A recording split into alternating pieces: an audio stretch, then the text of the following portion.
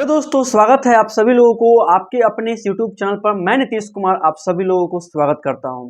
दोस्तों, आप सभी लोगों का जो पढ़ाई है ना, एकदम अच्छे तरीके से, शानदार तरीके से एवं जबरदस्त तरीके से चल रहा होगा और आप सभी लोग जो है अपने सिलेबस को अच्छे तरीके से रिवीजन कर रहे होंगे। और हम भी जो है दोस्तों आप सभी लोगों को संस्कृत का पूरा कॉन्टेंट आपको प्रोवाइड करा रहे हैं।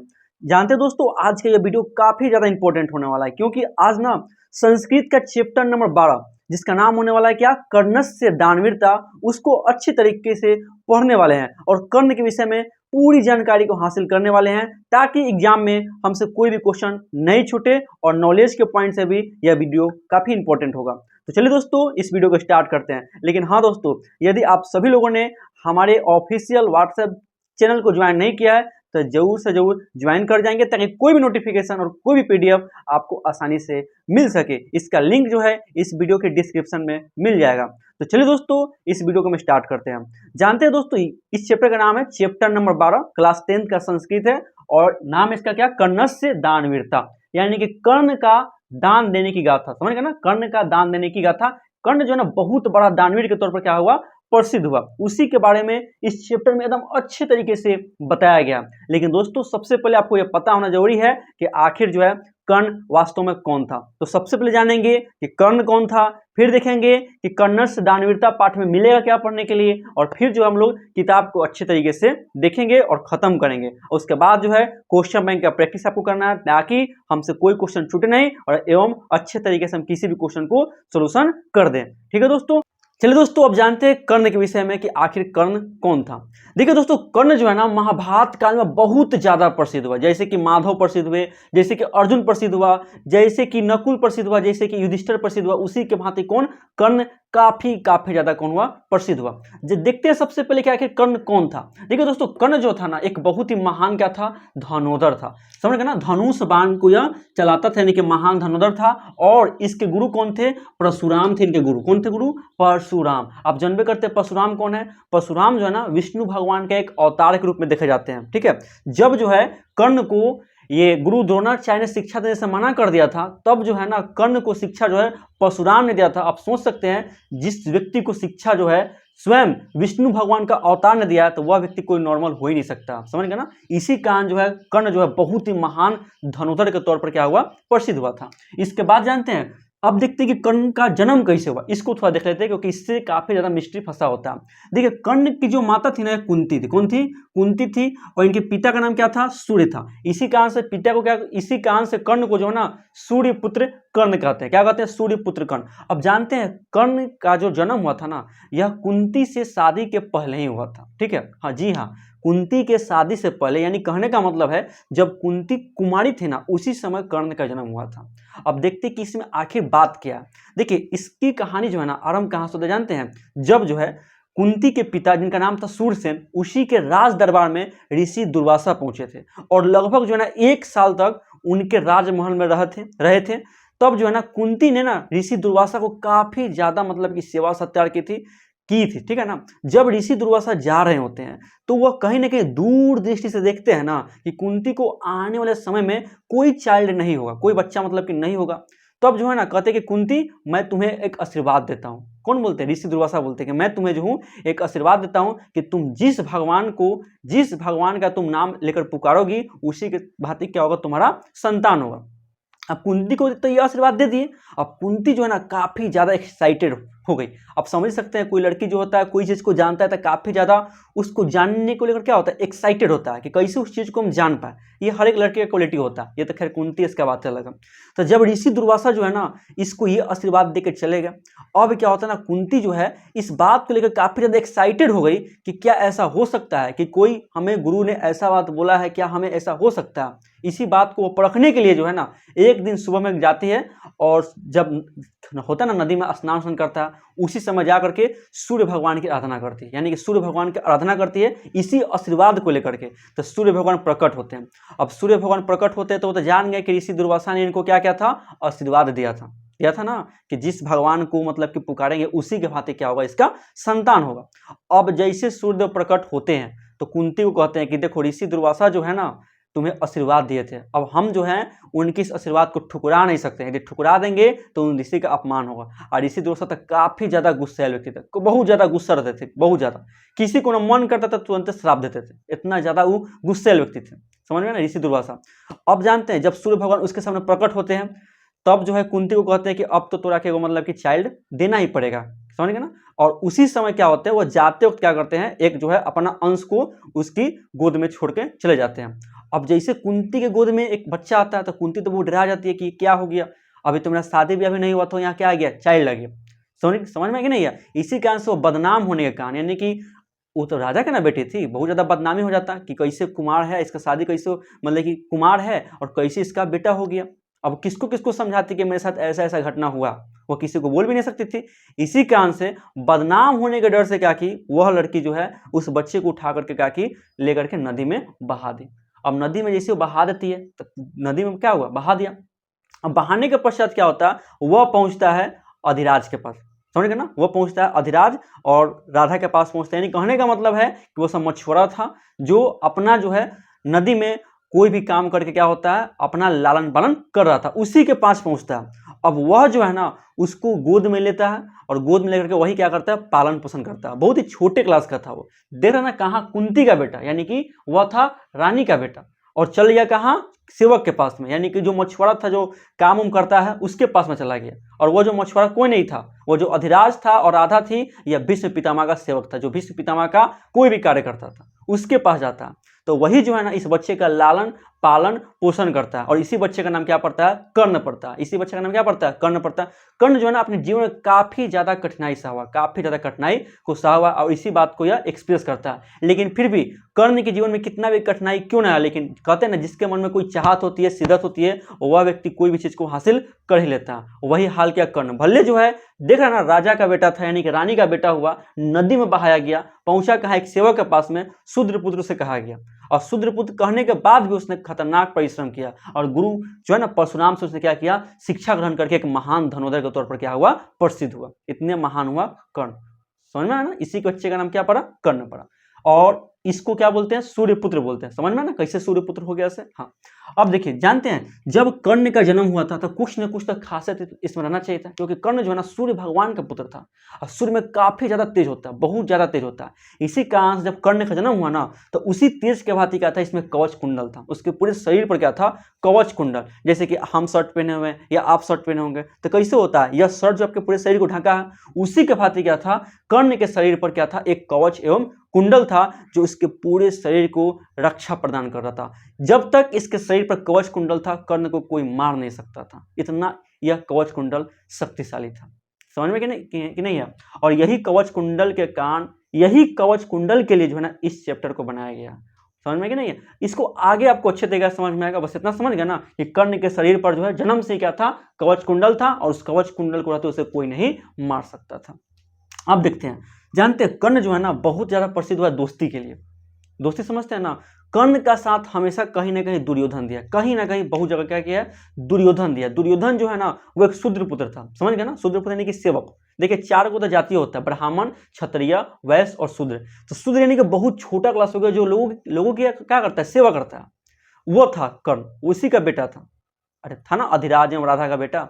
हाँ, तो बात क्या ना, दुर्योधन उसको हमेशा मतलब कि मिलजुल के काम करता था, दोस्ती के लिए ना बहुत ज्यादा कौन कहे तो कर्ण एवं दुर्योधन प्रसिद्ध हुआ। आगे जानते क्या बात किया, देखिए जब महाभारत युद्ध हुआ था ना, महाभारत युद्ध कितने दिन तक हुआ था, 18 दिनों तक चला था।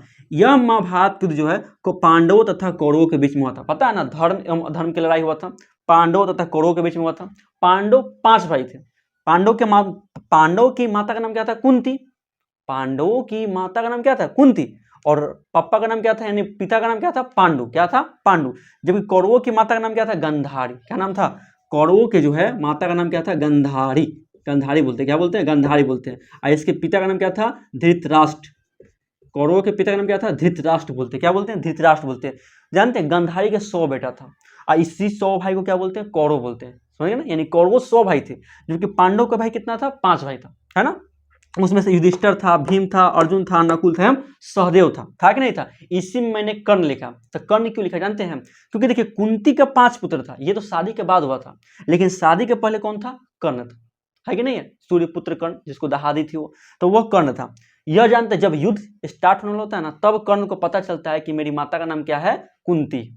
लेकिन कर्ण हमेशा किसका साथ दिया, दुर्योधन का। वह हमेशा से हमेशा किसका साथ दिया, दुर्योधन का। यही कर्ण की गलती भी थी और इसी कारण से कर्ण प्रसिद्ध भी हुआ। वह जानता था कि मेरा दोस्त दुर्योधन जो है अधर्म कर रहा है, वह जानता था कि मेरा दोस्त दुर्योधन जो है ना, वह क्या कर रहा है, यह द्रौपदी का चीरहरण कर रहा है, जो कि गलत है। इसने विरोध नहीं किया, इसने केवल समझाया था। यह चाहता तो रोक सकता था, लेकिन इसने अपनी दोस्ती का साथ दिया और इसी बात पर इसने अधर्म कर दिया कि गलत का इसने विरोध नहीं किया। देखिए, आप कितने भी सही क्यों ना हो, लेकिन गलत तो गलत होता है ना, गलत गलत होता है, गलत का विरोध करना जरूरी है। लेकिन यह व्यक्ति ने कर्ण नहीं किया था, तो एक जगह कहीं ना कहीं यह अधर्म किया, लेकिन एक जगह कहीं ना कहीं यह अपने दोस्ती का साथ दिया। और इसी बात पर जो है ना, जो वहाँ कृष्ण भगवान थे वही बोलते हैं कि कर्ण, तुमने धर्म तो किया, लेकिन कहीं ना कहीं तुमने जो है ना अधर्म का साथ दिया, क्योंकि तुम जानते थे कि द्रौपदी का चीरहरण हो रहा, फिर भी तुमने जो है उसे नहीं रोका, जबकि चाहते तो तुम रोक सकते थे। ये बहुत बड़ा अधर्म कर दिया था कर्ण। उसके बाद जानते हैं दुर्योधन जब जो है इन दोनों भाइयों के बीच में उनके राजपाट के हिस्से को लेकर बंटवारा होता है, उस समय भी कर्ण क्या था, चुप था, और दुर्योधन क्या कर रहा था, बहुत ज्यादा बोल रहा था। उस समय भी कर्ण के पास सोल्यूशन था कि वो किसका साथ देता है, दुर्योधन का साथ देता है या पांडव का साथ देता है, क्योंकि राजपाट की लड़ाई था।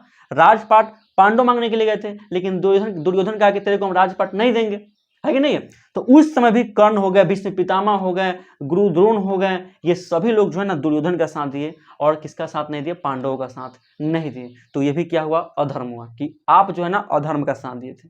जानते थे कि धर्म क्या है, लेकिन आपने किसका साथ दिया, अधर्म का साथ दिया। इसमें कर्ण बहुत धर्म का ज्ञाता था, फिर भी इसने अपने दोस्ती को चुना। इसी कारण से क्या हो गया, दोस्ती के लिए ना कर्ण और दुर्योधन बहुत ज्यादा प्रसिद्ध हो गए। क्योंकि दोस्त होना चाहिए तो कर्ण के भांति होना चाहिए, यदि दोस्त गलत भी करता है फिर भी क्या है, आप उसके साथ हैं। इसी कारण से कर्ण क्या है, पूरे इतिहास के पन्ना में अमर हो चुका है। पूरे तरीके पर ना पूरा बवाल हुआ था, बस इतना समझ जाइए। कौरव और पांडव में 18 दिन तक लड़ाई चला था, लेकिन अंत क्या होती है, पांडवों की जीत होती है। कहते हैं ना कि अधर्म कितना भी शक्तिशाली क्यों ना हो, हमेशा जो होता है धर्म की ही जीत होता है। वही बात को यहाँ प्रूव किया गया। और यहाँ धर्म के सबसे बड़े पालनहार कौन थे, माधव बैठे हुए थे, यानी कृष्ण भगवान जो है बैठे हुए थे। समझ गए ना। एक चीज और इंटरेस्टिंग हुआ दोस्तों, आपको पता है ये अर्जुन और कर्ण के बीच में ना काफी ज्यादा मतलब कि मतभेद चलता था कि कौन महान धनुधर है, कौन महान धनुधर है। काफी ज्यादा मतभेद चलता था। अर्जुन कहता था कि मैं महान धनुधर हूं, कर्ण कहता था कि मैं महान धनुधर हूं, लेकिन वास्तव में दोनों महान धनुधर थे। इसी बात को लेकर लड़ाई भी काफी ज्यादा हो रहा था, दोनों में मतभेद काफी ज्यादा हो रहा था। दोनों एक दूसरे को देख नहीं सकते थे, समझ गए ना, भाई भाई हैं लेकिन एक दूसरे को देख नहीं सकते थे। इसी बात पर देखते हैं ना, जब महाभारत काल में लड़ाई होता है तो यहाँ बैठे हुए हैं माधव और इसके पीछे कौन है, अर्जुन बैठा हुआ है, और अर्जुन तीर चला रहा है, ऊपर से कर्ण जो है इधर से तीर चला रहा है कि नहीं। तो दोनों क्या करते हैं, तीर चलाते हैं। जब कर्ण तीर चलाता है ना, तो अर्जुन का 2 मीटर चक्का जो होता है, रथ का जो होता है ना चक्का, 2 मीटर पीछे भागता है। लेकिन जब अर्जुन तीर चलाता है तो कर्ण का जो चक्का होता है वह 10 मीटर पीछे भागता है। तो अर्जुन कहता है कि देखो माधव, मैं सबसे बड़ा धनुधर हूं।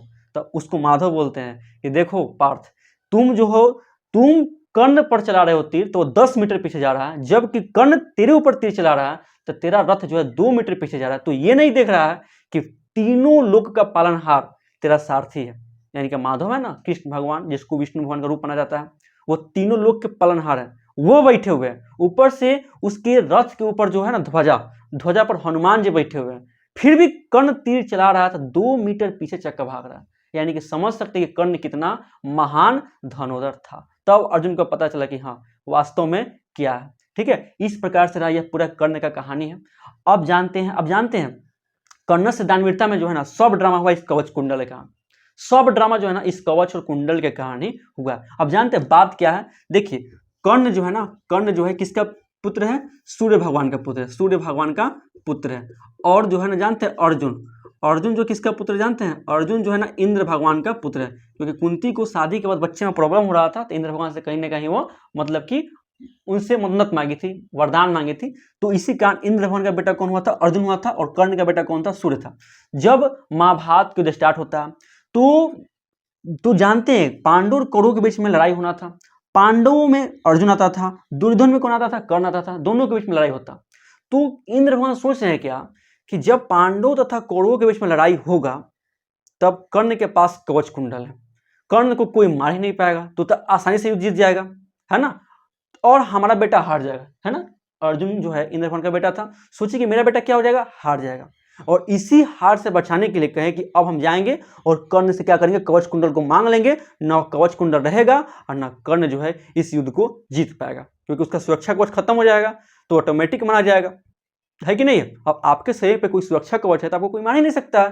इसी कारण से जो है इंद्र भगवान ने क्या किया था, एक ब्राह्मण का रूप लिया और कर्ण के पास गए कि हमें महान दान चाहिए। अब महान दान पर कर्ण जो है ना बहुत सारा ऑप्शन देता है, लेकिन फिर भी जो है इंद्र भगवान कहते हैं कि हमें यह सब नहीं चाहिए। लास्ट में कर्ण कहता है कि मेरे शरीर पर कवच कुंडल है, मैं आपको इसे दान देता हूं। तो इंद्र भगवान कहते हैं कि लाओ लाओ, समझ में कि नहीं है, तो वो लेकर के वो चले जाते हैं, समझ गए ना। इसी कारण से इतिहास के पन्ना में कर्ण बहुत ज्यादा क्या हो गया, प्रसिद्ध हुआ, दानवीर के तौर पर, दोस्ती के तौर पर और परिश्रम के लिए। अब देखते हैं कि कर्ण से दानवीरता में क्या बताया गया। चलिए दोस्तों, अब बात करते हैं कि कर्ण से दानवीरता में क्या पढ़ने को मिलेगा। ठीक है, पहले जो है कर्ण से दानवीरता को हाईलाइट करेंगे अच्छे तरीके से और कॉपी और कलम लेकर के बैठ जाएंगे और किताब को सामने खोल लेंगे, और यदि समझने के पॉइंट्स हैं तो कोई बात नहीं है, आप लोग समझ सकते हैं। देखिए बोल क्या रहा है ना कि सबसे पहले बोल रहा है कि यह जो है एक संवादात्मक पाठ है। संवादात्मक पाठ करने का मतलब है कि वार्तालाप होगा। किसके किसके बीच वार्तालाप होगा, तो इंद्र भगवान के बीच में और कर्ण के बीच में क्या होगा, वार्तालाप होगा, दोनों बातचीत करेंगे, उसी को बताया जाएगा।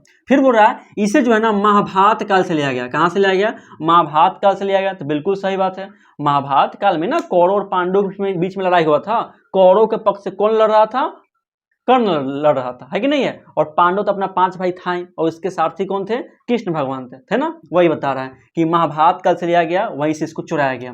फिर बोला ना इस पाठ में यह बताया गया है कि कैसे इंद्र ने ना छल पूर्वक कर्ण से क्या किया, उसका कवच कुंडल को मांग लिया। तो मैंने अभी आपको बताया तुरंत है कि कर्ण जो था सूर्य भगवान का बेटा था और अर्जुन जो था यह इंद्र भगवान का बेटा था। जब पांडव और कौरव के बीच में लड़ाई होता, चूंकि कौरव जो था, कौरवों की तरफ से कौन लड़ रहा था, कर्ण लड़ रहा था, और जब तक उसके शरीर पर कवच कुंडल रहा था कर्ण को कोई नहीं मार सकता था। इसी कारण से इंद्र भगवान ने क्या किया, ब्राह्मण का रूप लिया और छल पूर्वक जाकर के क्या किए गए और कर्ण से क्या किए, उसका कवच कुंडल को मांग लिए, ताकि उसके पास कवच कुंडल नहीं रहेगा, तब जो है निष्पक्ष लड़ाई होगा अर्जुन और कर्ण के बीच में।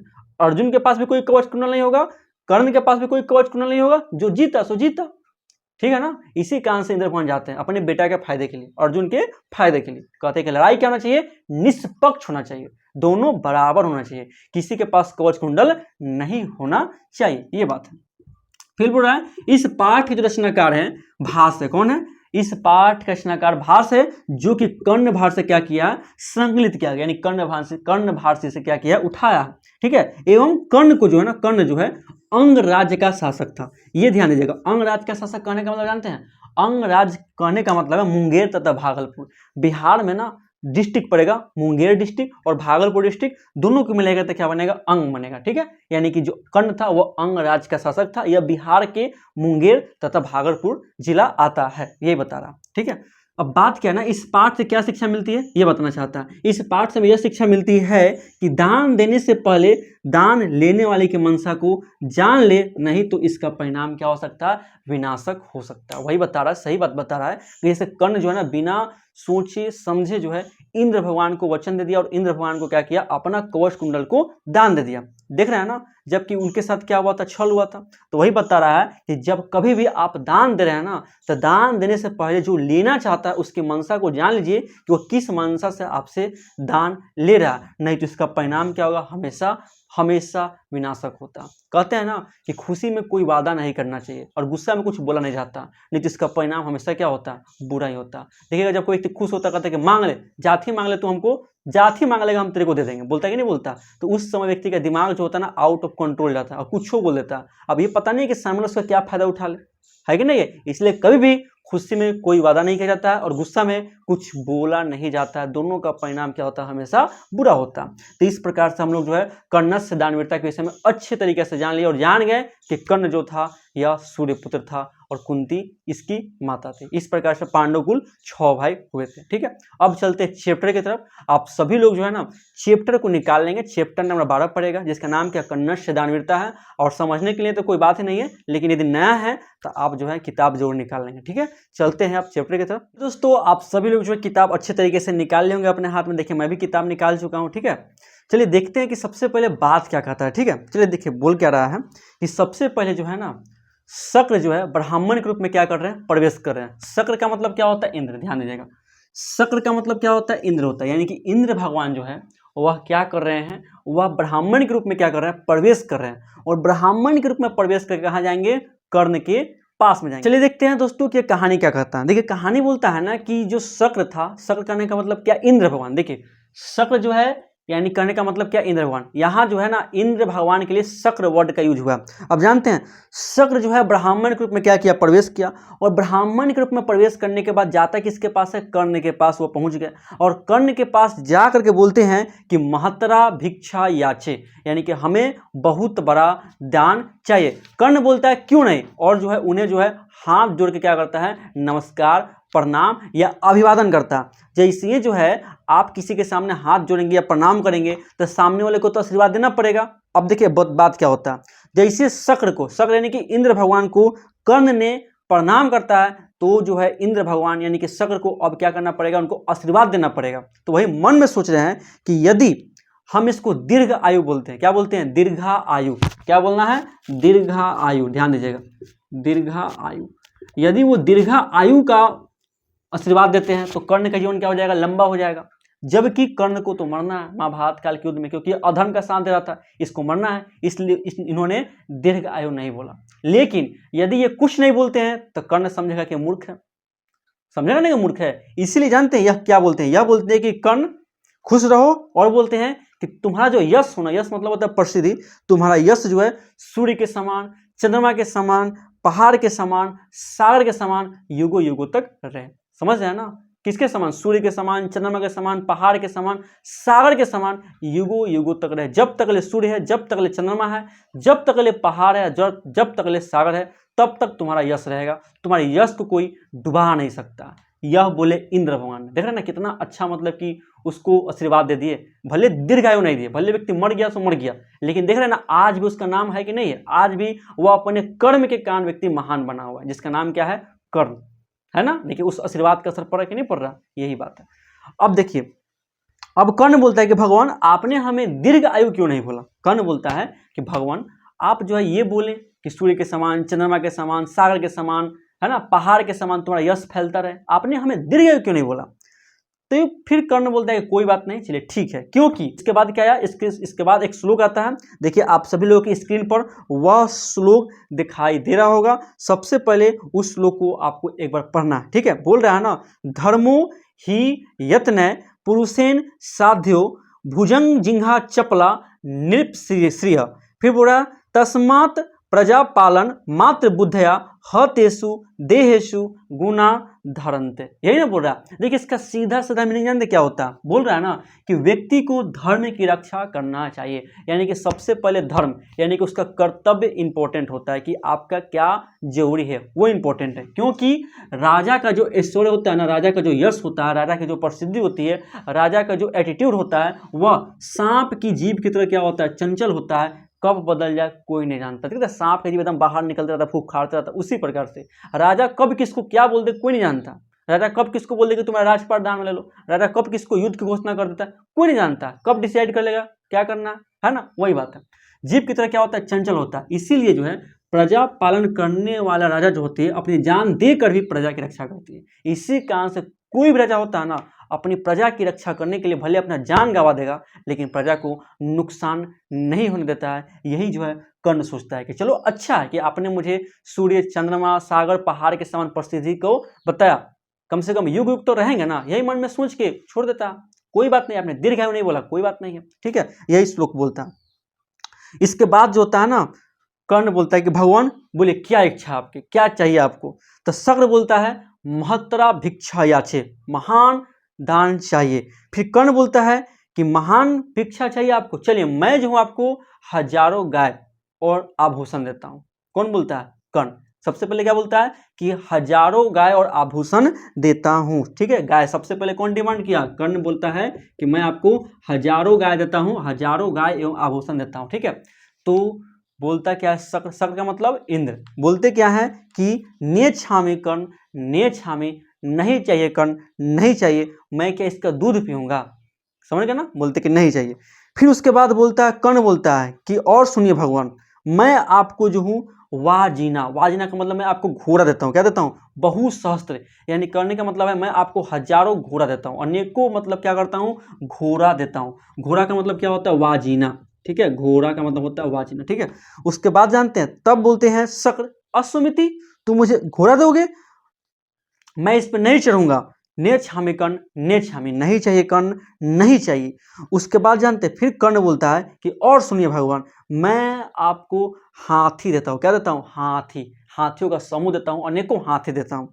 तब बोलते हैं शक्र तुम मुझको गज देते हो, यानी कि हाथी देते हो, मैं इस पर नहीं चढ़ूंगा, नेच्छामि कर्ण, नेच्छामि, यानी कि नहीं चाहिए कर्ण, नहीं चाहिए। देखा ना, सबसे पहले गाय बोला, फिर घोड़ा बोला, उसके बाद क्या बोलता है, गज, गज का मतलब क्या होता है, हाथी। जो इंद्र होते हैं ना, कि शक्र होते हैं, वो बोलते हैं कि गज लेकर मैं क्या करूंगा, नेच्छामि कर्ण, नेच्छामि, यानी कि नहीं चाहिए कर्ण, नहीं चाहिए, मैं हाथी पे नहीं चढ़ूंगा। तो इस बात को ध्यान दीजिएगा, कि सबसे पहले जो है कर्ण देता है गाय, इंद्र बोलता है नहीं चाहिए, फिर बोलता है घोड़ा लीजिए, इंद्र बोलता है नहीं चाहिए, फिर बोलता है हाथी लीजिए, इंद्र बोलता है नहीं चाहिए। उसके बाद देखिए क्या करता है, उसके बाद कहता है कर्ण कि और सुनिए भगवान, और सुनिए, मैं आपको बहुत ज्यादा क्या करता हूँ, सोना देता हूँ। सोना का मतलब जानते हैं ना, कनक, क्या बोलते हैं, कनक का मतलब क्या होता है, सोना, या स्वर्ण का मतलब क्या होता है, सोना होता है।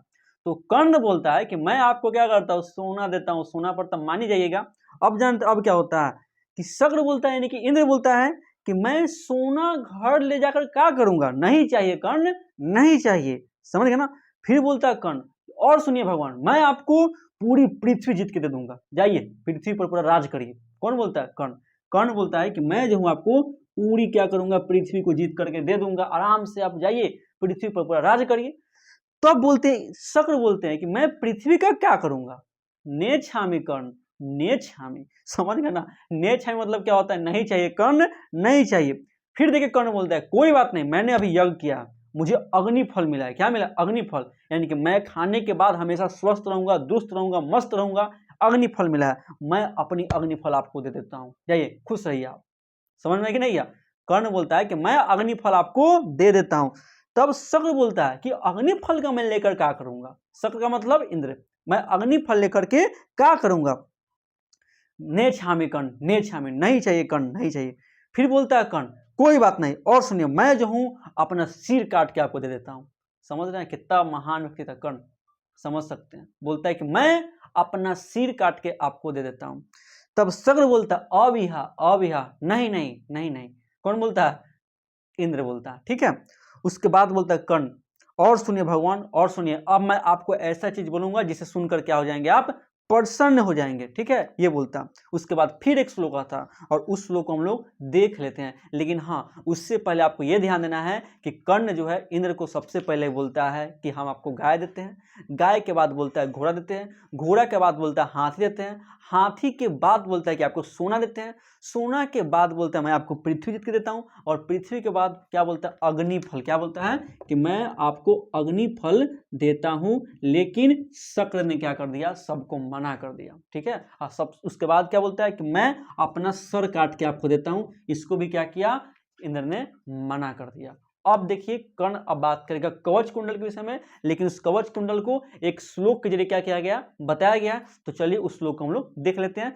यदि इससे पहले जो है ना, आप सभी लोग इसके स्क्रीनशॉट ले लेंगे, नहीं तो क्या करेंगे, इसको अच्छे तरीके से नोट डाउन कर लेंगे, ठीक है। चलिए इसके बाद जो दूसरा श्लोक है ना, आप सभी लोग उसे ध्यान से अपने स्क्रीन पर देखिएगा, मैं इसे पढ़ता हूं। भूल क्या रहा है, कर्ण बोल रहा है कि अंगय सहयो जनित मम देह रक्षा, देवा सुरैरपि न भेद मिंद सहस्रे देय तथापि कवच सकुंडलभ्य प्रीत्या मया भगवते रुचित यदि सयात। ये आपका श्लोक बोल रहा है। देखिए कर्ण जो है ना, जब सब कुछ दे करके हार गया, तब बोलता है कि सुनिए, मेरे पास जो है ना, मेरे पास जन्म से ही क्या है, देह की रक्षा करता हुआ क्या कवच एवं कुंडल है, जिसे ना कोई असुर मार सकता है, ना ही कोई देवता भेद सकता, भेद सकता है, यानी कहने का मतलब है कि इस पार से उस पार उसे कोई भेद नहीं सकता, ठीक है। वह कवच कुंडल उसे जला कर राख कर देगा, या जब तक ले कवच कुंडल है उसे कोई भेद नहीं सकता है। इसी कवच कुंडल को मैं आपको दे देता हूं। जैसे ही यह इंद्र सुनता है, यानी कि शक्र सुनता है, कहता है कि दे दो, दे दो, क्योंकि उसे तो यही ना चाहिए, इंद्र को तो यही चाहिए था, इसी के ना मनसा से आया हुआ था। समझ में आ रहा कि नहीं आ रहा, तो यही बात बोलता है कि मुझे दे दो और मुझे दे दो। तो इस बात को ध्यान दीजिएगा। ये कौन बोला? कर्ण बोलता है कि मेरे जन्म से क्या है, मेरे शरीर पर एक कवच कुंडल है जिसे ना कोई असुर भेज सकता है, ना ही कोई देवता भेज सकता है, मैं इसी को क्या करता हूं, आपको दे देता हूं। शक्र बोलता है कि द धातु यानी दे दो दे दो। तब ना कर्ण जो है आत्मसात करता है, यानी कि मन में सोचता है कि जरूर जो है ना यह कपटी छलिया कृष्ण का काम होगा। कौन सोचता है? कर्ण। क्योंकि कृष्ण भगवान जो थे ना उसमें बहुत ज्यादा छल के लिए बहुत ज्यादा प्रसिद्ध थे। इन्हें लोग छलिया कहता था, चाहे शकुनी हो, चाहे दुर्योधन हो, चाहे कोई व्यक्ति हो, छलिया कपटी कहता था। तो वही कर्ण भी सोच रहा है कि जरूर इस ब्राह्मण को आइडिया ना छलिया कपटी कृष्ण ही दिया होगा। ठीक है, वही मन में सोचता है और ये सब बोलते हुए जो है अपने कवच एवं कुंडल को निकालने के लिए आगे बढ़ाता है। तभी शल्य बोलता है, शल्य मतलब कहने का मतलब होता है कर्ण का जो सेवक था, शल्य बोलता है कि अंगराज न दात्यम, यानी कि अंगराज आप इसे नहीं दीजिए। तो कर्ण कहता है सुनो रे शल्यराज, सुनो तुम, मैं बताता हूँ, सुनो रे शल्यराज। उसके बाद एक और श्लोक आता है और उस श्लोक को भी आप सभी लोग अपने स्क्रीन पर देखिए, कितना इंपॉर्टेंट पॉइंट है ये। बोलता क्या है कि शिक्षा क्षय गच्छति काल पर्यात सुबंध मूला निपतंति पादपा जलम जल स्थानगत च सुस्यति हुत च दंत च तथैव तिष्ठति। यही ना कह रहा, ये श्लोक करा। देखिए श्लोक कितना बढ़िया है ना, मैं बताता हूँ। यह श्लोक कहने का मतलब है कि शिक्षा भी क्या होती है, समय के साथ समाप्त हो जाती है और मजबूत जो होते हैं ना जड़ वाले वृक्ष भी क्या होते हैं, गिर जाते हैं। और तो और क्या होता है, जल से युक्त नदियां भी सूख जाती है, लेकिन दिया गया दान एवं हवन कभी व्यर्थ नहीं जाता। देख रहे ना कितना इंपॉर्टेंट पॉइंट है। कहने का मतलब है कि शिक्षा जो होता है ना वो भी समय के साथ क्या होगा, समाप्त हो जाएगा। यदि आपका अंत होगा तो शिक्षा का भी क्या हो जाएगा, अंत हो जाएगा। यानी कि इस जन्म के लिए शिक्षा पर्याप्त है। चाहे कितना भी विशाल पेड़ क्या ना हो, जब उसका जड़ जो होता है ना, कितना विशाल पेड़ क्यों ना हो, उसका जड़ कितना ही मजबूत क्यों ना हो, लेकिन एक समय के बाद क्या होगा, वह भी गिर जाएगा। और कितना ही भयंकर नदी क्यों ना हो, जल क्या होगा, एक ना एक दिन क्या होगा, उसका सूख ही जाएगा। लेकिन जो हम दान देते हैं, दान करने का मतलब यदि किसी को हम दान दे दिए या जो हवन कर दिए, वह कभी व्यर्थ नहीं जाता है। इसका लाभ जो होता है ना अनेक युगों युगों तक और अनेक जन्मों तक मिलता है। यह कर्ण उसको समझाया। देखा ना कितना इंपॉर्टेंट पॉइंट है, कितना इंपॉर्टेंट पॉइंट है। ये क्या है, देखिए शिक्षा आता है ना तभी उसका विचार जन्म लेता है। और विचार करने का मतलब है कि अच्छा थॉट जन्म लेता है कि दान करना है, किसी का परोपकार करना है, किसी को मदद करना है। ये कौन बताता है? एजुकेशन सिस्टम बताता है। देख रहे ना कितना अच्छे तरीका से समझा रहा है, बहुत अच्छा तरीका से समझा रहा है। इसके बाद जो है कर्ण अपना कवच एवं कुंडल को निकाल के दे देता है। बहुत ज्यादा दर्द सहता है, तब क्या करता है, कवच एवं कुंडल को निकाल के दे देता है। इसीलिए ना कहते हैं कभी ना कभी अपने लाइफ में महाभारत को जरूर देखिए, महाभारत को देखिए, रामायण को देखिए, तो आपको बहुत ज़्यादा कुछ सीखने को मिलेगा। और इसका भी हमेशा मिलता है, हमेशा कहीं आपको संबोधित करना है, किसी को कुछ बात समझाना है, तो महाभारत के एग्जाम्पल इसका अच्छा खासा उदाहरण देखने को मिलता है। इस प्रकार से क्या हुआ, यह चैप्टर जो था आपका कर्ण से दानवीरता पूरी तरीके से क्या होता है, समाप्त होता है। लेकिन आपको ये बहुत ही नॉर्मल चैप्टर है, इसको ना आपको आसानी से बस समझना है कि कर्ण एवं इंद्र के बीच में क्या बात होता है। कर्ण जो होता है, कर्ण के लिए शक्र जो है ना, इंद्र के लिए क्या उपयोग किया गया, इंद्र के लिए जो है शक्र शब्द का उपयोग किया गया। और इंद्र जो होते हैं कर्ण के पास जाता है ब्राह्मण के रूप में और सबसे पहले बोलता है कि मुझे महान भिक्षा चाहिए। बोलता है कि नहीं बोलता? तो कर्ण सबसे पहले क्या बोला कि आप गाय ले जाइए। इंद्र बोलता है नहीं चाहिए। फिर कर्ण बोला कि आप घोड़ा ले जाइए। इंद्र बोलता है नहीं चाहिए। फिर क्या बोलता है, तीसरा बोलता है कि मैं आपको हाथी देता हूं। फिर वो बोला कि नहीं चाहिए। कौन बोला? इंद्र बोला कि नहीं चाहिए। उसके बाद क्या बोलता है कि ठीक है कोई बात नहीं है, मैं आपको सोना देता हूं। फिर कहा कि मैं आपको पृथ्वी देता हूं। फिर बोला कि मैं आपको ये अग्निफल देता हूं। इंद्र कहता है कि नहीं चाहिए कर्ण, नहीं चाहिए। तब ना खिसिया के बोलता है कि चलिए मैं अपना सर काट के देता हूं। तो बोलता है इंद्र अभिहा यानी कि नहीं चाहिए, बिल्कुल नहीं बोलता है ना, ये बोलता। तब लास्ट में कहता है कि मैं अपना कवच एवं कुंडल आपको देता हूं। इंद्र कहता है कि ठीक है दे दो। और उसके बाद क्या आया, 2 श्लोक आया। ये श्लोक आपको याद रखना, ये वीआईपी श्लोक है, बहुत इंपॉर्टेंट श्लोक है। इस प्रकार से क्या होता है, चैप्टर आपका पूरा तरीका से समाप्त हो गया। अब इसको अच्छे तरीके से ख्याल क्या करना है, रिवीजन करना है। रिवीजन करना है जबरदस्त तरीके से नोट्स बनाना और क्वेश्चन बैंक को पलटना, यदि क्वेश्चन बैंक है तब, नहीं तो बस आप लोग पढ़िए, बाकी का काम हम देख लेंगे। ठीक है, चलिए मिलते हैं नेक्स्ट वीडियो में। अब आपका चैप्टर नंबर 13 स्टार्ट होगा, जो कि काफी इंपॉर्टेंट है, लेकिन नॉर्मल चैप्टर है, इतना उसमें मतलब कि स्टोरी नहीं होगा, लेकिन बहुत आसान चैप्टर है। ठीक है, चलिए मिलते हैं नेक्स्ट वीडियो में। आप लोग इसका क्वेश्चन आंसर बनाने का प्रयास करिए।